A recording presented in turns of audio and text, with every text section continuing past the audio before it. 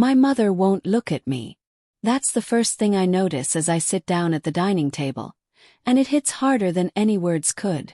The decision is already made, my father says, his voice flat. Resigned. I'm 28 years old. I've worked at our family's logistics company for 6 years. I've helped grow it from struggling to something that matters. But none of that matters now. My brother Connor sits across from me. His expression carefully arranged, concerned but confident. You created a liability, my father continues. The word hits like a slap. Dad, I didn't. I start, but he holds up his hand. Connor leans forward slightly. You forced our hand, he says quietly. We gave you chances. The room is silent except for my heartbeat. I realize I've already lost. Not because I'm guilty, but because nobody here wants to believe I'm not. I was set up, and they've chosen to believe the setup instead of me. Connor is an artist. Not with a paintbrush, with words. Over the past week, he's told a story so polished that it's impossible to see the lies underneath. He's told it to my parents, to our company's board, to the financial advisor. And everyone has believed him. The story is this. I made careless decisions with client accounts. I acted on emotion instead of protocol. I accessed files I shouldn't have, made changes that created risk. When Connor found out and tried to help, I got defensive. Angry. Every sentence is designed to hit a specific fear. Every detail is placed to make me look reckless. She always acts on impulse, he told them. She's brilliant, but she's emotional. In our business, emotional is expensive. The worst part. There's just enough truth in it to make it believable. I am emotional. I do act on impulse sometimes. He's just twisted those truths into something toxic. When someone asked him for proof, he smiled sadly and said the records were cleaned up. I said nothing. I let him talk, and I let everyone believe him. But here's what he doesn't know. I'm very good at keeping records too. And I never delete anything. After the family meeting, I go straight to my apartment and open my cloud archive. I've been saving everything for 3 years. Every email, every access log, every version of every file. It's a habit I picked up in my first month at the company. Always document, always back up, always keep copies. Connor claimed the records were cleaned up. He said the original files were corrupted or deleted. But he didn't count on me having a separate backup. One that runs independent of the company servers. One that he doesn't even know exists. I pull up the file structure from 3 months ago. Everything is there. Pristine. Unedited. The complete history of every transaction, every decision, every change. I scroll through the metadata. The invisible information that shows when files were created, who accessed them, what changes were made. The records don't lie. They remember everything in exact detail. My heart is racing, but I stay calm. I download everything to an encrypted drive. Then I do it again. And again. 3 separate backups in 3 separate locations. Connor made a critical mistake. He assumed the only records that mattered were the ones everyone could see. He never thought to look for the ones I kept hidden. I don't argue with anyone. Not with my parents. Not with the board. Not even with Connor. I let them believe I'm ashamed. I let my silence speak for me. I make myself small. I apologize for things I didn't do. I nod when they list my failures. I don't correct them. It's the hardest thing I've ever done, but it's also the smartest. Because people are arrogant when they think they've won. They get sloppy. They talk too much. They stop being careful. I watch Connor relax over the next few weeks. He starts joking about the situation in meetings. He stops monitoring his behavior. He begins to treat me differently in public. Not cruel but dismissive. His confidence is visible. It's written in the way he walks, the way he talks, the way he makes decisions without consulting me anymore. But his confidence is also his vulnerability. Because while he's getting comfortable, I'm watching. I'm documenting. I'm noticing every inconsistency, every small slip, every moment where his story doesn't quite line up with reality. Last week, he mentioned a meeting with compliance that I wasn't in. I asked him casually what it was about. He said routine stuff. His jaw tightened slightly when I asked. That tells me something. I'm not sure what yet, but I will be. I have access to the work logs. Not the cleaned up ones that Connor has access to, the real ones. The raw data that shows exactly who accessed what and when. I pull them up late one night, alone in my apartment, with the encrypted drive open beside me. One transaction stands out. It's from 6 weeks ago, right around the time Connor claims he was fixing my mistakes. The transaction is tagged with Connor's credentials, his login, his authorization, but my name is attached to it in the system. That's impossible, unless someone changed it, unless someone manually edited the record. My jaw tightens as I stare at the screen. The metadata is even more damning. The transaction shows it was created at 11:47 p.m. on a Thursday. But the file properties show it was modified the next day at 8:03 a.m., right after Connor arrived at the office. That's not a recovery effort. That's a frame job. And there's more. I dig deeper into the logs, comparing the original files from my encrypted backup against the current system. Pattern after pattern emerges. Dates changed. Notes rewritten. Amounts adjusted. All pointing the same direction. All pointing at me. All created by someone else. I sit very still in the dark of my apartment, my hands shaking slightly as I process what I'm looking at. My brother didn't just betray me. He methodically, carefully, deliberately set me up. I spend the next 3 days doing a full forensic comparison. I open 2 versions of every file, the one from my encrypted backup and the one currently in the system. Then I document every single difference. The changes are surgical, precise. This wasn't someone panicking. This was someone who knew exactly what they were doing. Date stamps altered to make transactions appear older. Notes rewritten to change context. Approval chains reworked to remove certain signatures. Access logs edited to remove evidence of specific logins. And every single edit happened after Connor gained admin access. Every single one. Create a spreadsheet. Color code it. I note the exact time of each change, the exact nature of each alteration, and what it was designed to hide. By the end, I have 43 documented instances of file manipulation. 43 pieces of evidence that show intent, not accident. The edits all tell the same story. They all serve the same purpose. They all point at me while hiding Connor. My jaw tightens as the full picture emerges. This wasn't a moment of weakness. This was calculated. This was planned. This was cold. Connor didn't just blame me for a mistake. He created the mistake, attributed it to me, then positioned himself as the hero who found it. And my entire family fell for it. The realization burns like fire through my chest. Connor promoted himself by blaming me. That's what happened. That's what this whole thing was about. I find the email that proves it. It's from Connor to the board, dated a week after he claimed to discover my mistakes. In it, he outlines what he's supposedly fixed. He emphasizes how difficult the situation was. He mentions his quick thinking and crisis management. 2 weeks later, he's promoted to Senior Operations Director. The position I was being groomed for. The anger is white hot, but I breathe through it. Stay calm.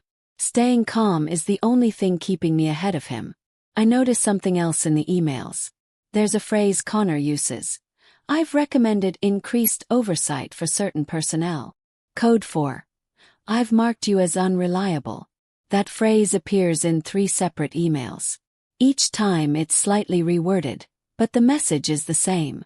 The family doesn't just think I made a mistake. They think I'm someone who can't be trusted. They think I'm a liability, because Connor positioned me that way. I close the laptop and sit in darkness, surrounded by the evidence of what he's done. He wanted this. He wanted the power, the respect, the position. And he was willing to burn me to get it. Now I need to decide what I'm going to do about it. I find the smoking gun buried in an email thread from months ago. It's a conversation between Connor and our family's financial advisor, David.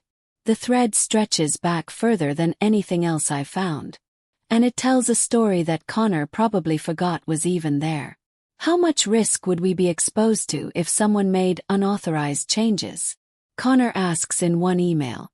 David responds with technical details about liability and compliance issues. In a follow-up, Connor asks, what if the changes were discovered weeks later, after they'd already been attributed to someone else? The email isn't explicitly asking how to frame someone, but it's close enough that the intent is unmistakable. David doesn't answer that question directly, but he does send a document about protocol violations and chain of custody issues, with certain sections highlighted. The final email is the clearest. Connor writes, if this went the way we discussed, who would be protected legally? My hands shake as I read it. This is premeditation. This is planning. This is Connor and David working together to figure out how to do this and get away with it. This is proof. I don't send the evidence to anyone. Not yet. Instead, I wait. People reveal themselves when they think they've won. And Connor is about to think he's won something even bigger. 2 weeks after finding the email thread, Connor announces a family meeting. But this isn't like the last one. This one is different. This one is a celebration. He's calling it a family update. He's been hinting about good news. He's positioning himself as the hero who saved the company from the disaster that he himself created. He has no idea that I know. He has no idea that I'm sitting on evidence that will destroy everything he's built. The temptation to show my hand is almost unbearable. But I wait, because timing matters. Because showing up with accusations looks like revenge. But showing up with evidence, with documentation, with an audit trail that can't be denied, that looks like truth. He's about to make his move. And I'm going to be ready. Dinner is at a restaurant. Neutral ground in theory. But Connor has somehow made it feel like his territory. He's wearing the outfit of success. Expensive watch, tailored suit, the kind of confidence that comes from thinking you've already won. My parents are beaming. Our sisters are laughing at his jokes. I want to thank you all for your patience, Connor begins, his voice warm and sincere. Over the past month, I've been working to fix some serious issues that came up in our operations. He pauses for effect. Everyone leans in. The situation was more complicated than anyone realized, he continues. But I'm pleased to tell you that we've recovered. In fact, we're stronger than before. My mother actually tears up. My father nods with pride. It's a performance worthy of an award. I watch from my seat and I say nothing. I watch him take credit for work he didn't do. I watch him accept gratitude he doesn't deserve. I watch him build his lie higher and higher. And I wait for him to say something that contradicts the records I've saved. We recovered $340,000 in misappropriated funds, Connor announces. That number is wrong. I know it's wrong because I have the original ledgers. The actual misappropriated amount was $127,000. The difference is the kind of thing only someone who actually looked at the real records would notice. Nobody at this table has looked at the real records. Only me. Only Connor. And Connor is lying about the numbers, which means he's either making up numbers to sound impressive, or including other transactions to obscure what he's really done. Either way, it's a crack in his story. My father asks, how did you locate all of that? The original audit only found $127,000. Perfect question. He's given Connor a chance to explain the discrepancy. Well, Connor says, and I can hear the slight hesitation in his voice. The initial audit was incomplete. Once I got into the system, I found additional issues. That's a lie. The audit was complete. I was part of it. I sip my water and wait. I used the secondary transaction database to cross-reference everything, Connor says, warming to his lie. That system hadn't been checked in months. But Connor doesn't have access to the secondary transaction database. Never has. That's handled by a different department entirely. My father frowns. I thought you said you couldn't access that system. Connor's face flickers. Just for a second. Just long enough that I see it. I mean, I worked with someone who had access, he corrects quickly. They helped me pull the data. That's the opposite of what he just said. And everyone at the table notices the shift. The mood changes slightly. Nothing dramatic, but something has shifted in the room. The absolute confidence is gone, replaced by something more uncertain. Who helped you? My father asks. His voice is sharper now. One of the compliance team, Connor says. But he doesn't name anyone. And he doesn't elaborate. I realize in that moment that he's already panicking. He knows he said something wrong. He's trying to figure out how to recover from it. And I haven't even shown him the evidence yet. I don't confront him that night.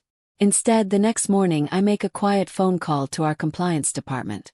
My tone is casual, interested, not accusatory. Hey, I'm following up on some data pulls from a few weeks ago, I say to the compliance director. I want to make sure we followed proper protocol. What kind of data? She asks. Someone accessed the secondary transaction database, I say. I'm trying to understand who requested it and when. There's a pause. Then, we didn't authorize any access to that database in the past 6 weeks. Why? My heart rate accelerates, but I keep my voice calm. I'm not sure, I say. Could you send me a record of who has been granted access? Of course, she says. I'll send that over today. That afternoon, an email arrives with a detailed log of everyone who has accessed the secondary transaction database. Connor's name is nowhere on it. Connor didn't just lie. He lied about accessing a system he was never even near. That means all of his recovery is fiction. That means his claims about finding additional missing funds are fabricated. That means he's been making this all up. I save the email and add it to my file. The compliance team doesn't let this drop. After I request verification, they decide to run a full audit themselves. Just to be thorough. 3 days later, they find the irregular access logs. They find timestamps that don't match up. They find evidence of files being created, deleted, and recreated in a specific sequence that only makes sense if someone was deliberately covering their tracks. Compliance calls me directly. We need to talk about what's in these logs, the director says. She's using her serious voice. Okay, I say. What did you find? Someone has been using admin privileges to access and modify files that they shouldn't have access to, she says. The login credentials show it's someone with recent elevation of privileges. She's being careful not to name names, but we both know who she's talking about. How extensive is it? Yes. Very, she says. This isn't a one-time incident. This is systematic. We're going to need to contact the board and legal. That's when I know it's over for Connor. Once legal gets involved, once the board officially gets informed, there's no going back. There's something else you should know, I say. And then I tell her about my encrypted backups. About the original, unedited files. About the evidence I've been collecting. I can have those to you by tomorrow, I say. The compliance director goes very quiet. Send them, she finally says. And keep this conversation confidential. Chapter 15, The Witness I Didn't Expect. The next development comes from an unexpected source. My cousin Jackson calls me out of the blue. We're not particularly close, but we've always gotten along. I need to tell you something, he says, and his voice is tight. Nervous. Okay, I say. About a month ago, Connor asked me to do something, Jackson says. He asked me to backdate some approval signatures. My blood goes cold. What did you do? Yes. I said no, Jackson says immediately. But he kept pushing. He said it was just a formality, that it would help the company. Did he say why? No, Jackson says. But I realized what was going on. He was setting you up. And I have proof. What kind of proof? Yes. Screenshots, Jackson says. Of the messages he sent me. He was clear about what he wanted done. My heart is pounding. Can you send them to me? Yes. I already did, Jackson says. They're in your email. And I'm going to tell the compliance team too. Tell them, I say. Tell them everything. After we hang up, I check my email. Sure enough, there's a file from Jackson. Screenshots of Connor's messages, asking him to falsify records, asking him to help cover up what he'd done, asking him to make sure I took the blame. The evidence just keeps growing. As the investigation deepens, it becomes clear that this wasn't a single incident. It was systematic. It was calculated. It was a plan that Connor had been working on for months. Compliance finds evidence of him using his admin access to create fake transactions, delete real ones, and reroute funds. Not to his personal accounts. He's smarter than that. But to shell accounts that are harder to trace. The total financial impact is far larger than anyone initially realized. We're talking hundreds of thousands of dollars. More damning is the timeline. It shows that Connor started making changes right around the same time he began planting the idea that I was the problem. He was creating the evidence of my guilt while simultaneously creating the actual crime. It's a masterpiece of manipulation and deception. And it's falling apart. The board requests an emergency meeting. Connor is told to attend, but he's not told why. He still thinks he's untouchable. He still thinks he's won. I can see it in the way he walks into the conference room. The confidence. The belief that this is just another triumph. He has no idea what he's walked into. The board meeting is scheduled for a Tuesday afternoon. I'm not invited, but I know what's happening because the compliance director sends me updates. They've decided to bring in external auditors. Real professionals. The kind of people who can't be fooled or manipulated. Connor is told it's a routine review. Just a standard audit to make sure everything is clean. He actually seems relieved. He thinks this will clear him. He thinks the audit will prove he's the hero who fixed everything. He has no idea that the auditors have already been briefed on the irregularities. They've already been given access to the original records. They've already reviewed the evidence. They're not coming to confirm his story. They're coming to destroy it.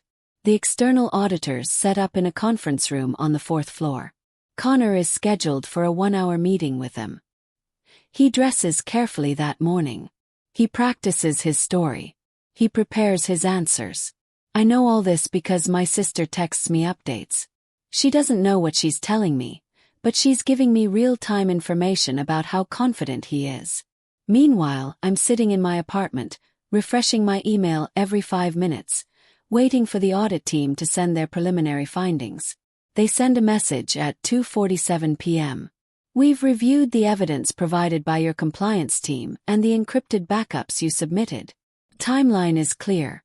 The access logs are irrefutable. We're scheduling a follow-up meeting with the full board and all involved parties for tomorrow morning. Tomorrow morning. That's when it ends. Tonight, Connor still thinks he's winning. Tonight he's probably celebrating. Tomorrow everything falls apart. The board meeting happens in the main conference room at 9 a.m. Everyone is there. My parents. The board members. Connor. Me. The auditors. Compliance. Even David, the financial advisor, sitting in the back with a very pale face. The lead auditor stands and projects the access timeline onto the main screen. Every login. Every file modification. Every transaction, every detail. It's presented in chronological order, with clear labels, with timestamps, with irrefutable evidence. The auditor explains what each entry means. She walks through the pattern. She shows how the modifications were made, who made them, and what they were designed to hide. Halfway through, Connor's face changes. He stops trying to look confident. He stops trying to appear in control. The realization hits him like a physical blow. He realizes that his story is gone. That the evidence is overwhelming. That he's caught. When the auditor finishes, she turns directly to Connor. "Can you explain the access logs?" she asks. He doesn't answer. He just looks at me. For the first time he sees me clearly. He understands that I did this. That I gathered the evidence. That I waited for the right moment. That I destroyed him with the truth. Connor tries anyway. "I was trying to fix her mistakes," he says, pointing at me. "The original records show no mistakes. the auditor responds, pulling up the encrypted backups. The records show the system working properly until specific changes were made to it. She made those changes, Connor says. No, the auditor says. The access logs show they were made by your credentials. At times when you were logged in.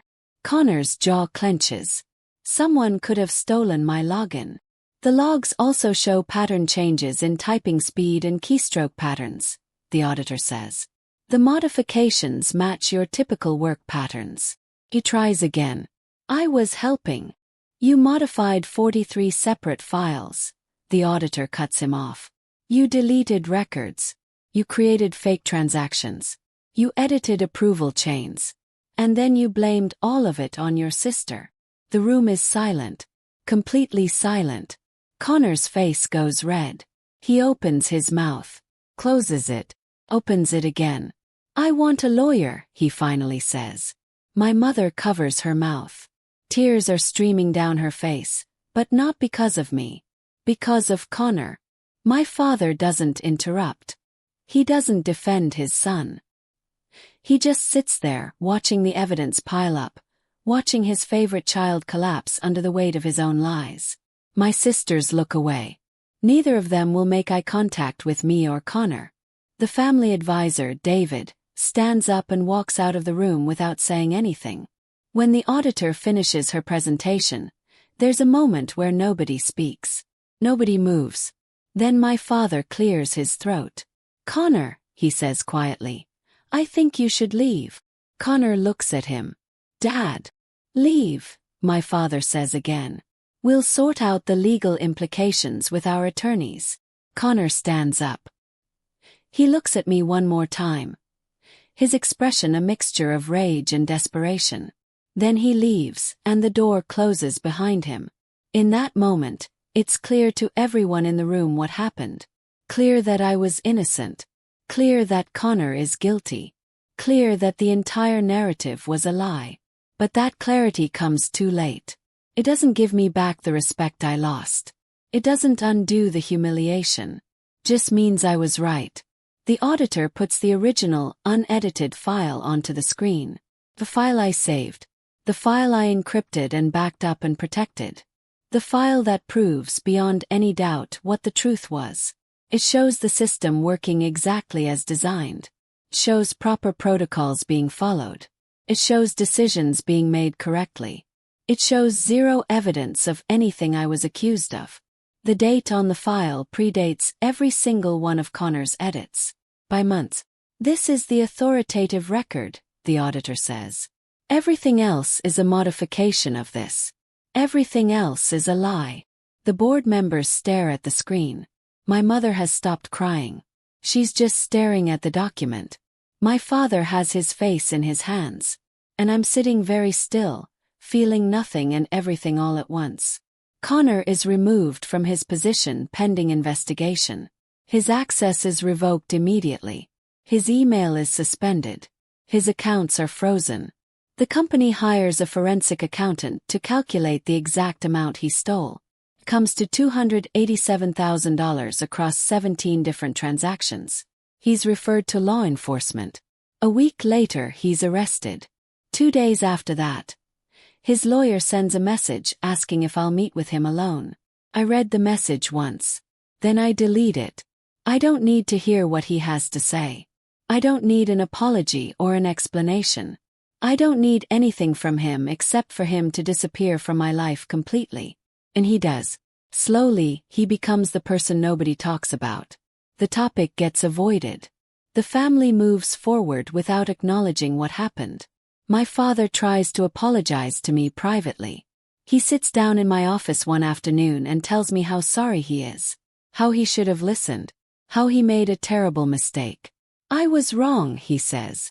About all of it. About you. Listen. I don't interrupt. When he's finished, I tell him.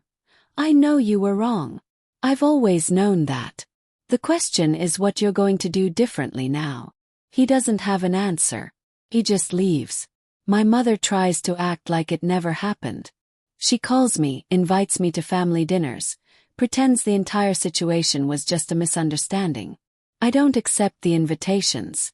My sisters reach out occasionally, but our relationship is different now. There's a distance between us. They're aware that they chose Connor over me. Only my cousin Jackson stays true. He checks in, asks how I'm doing, reminds me that he's there if I need anything. I appreciate that more than he'll ever know. 6 months later, I'm promoted to Senior Operations Director. The job Connor stole from me. The position I was supposed to have all along. My first act is to strengthen the audit protocols. I implement new verification systems. I create checks and balances that make it impossible for anyone to do what Connor did.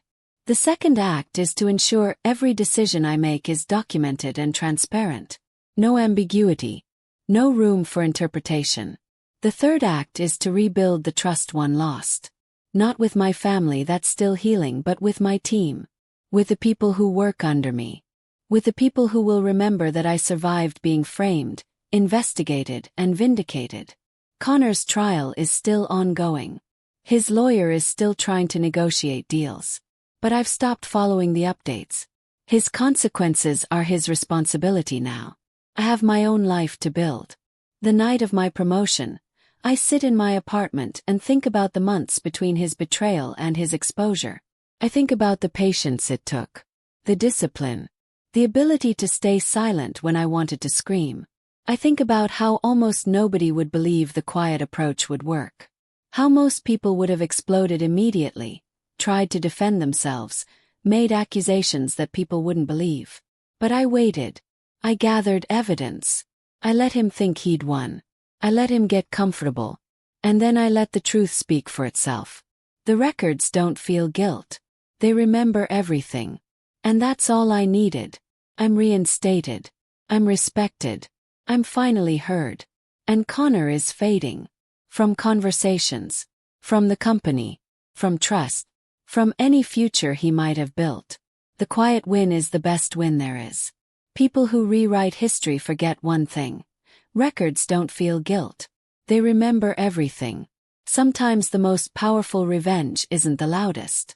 It's the one spoken in data, in timestamps, in evidence that can't be denied. The truth doesn't need to chase anyone. Just waits for the right moment to appear. And when it does, it changes everything.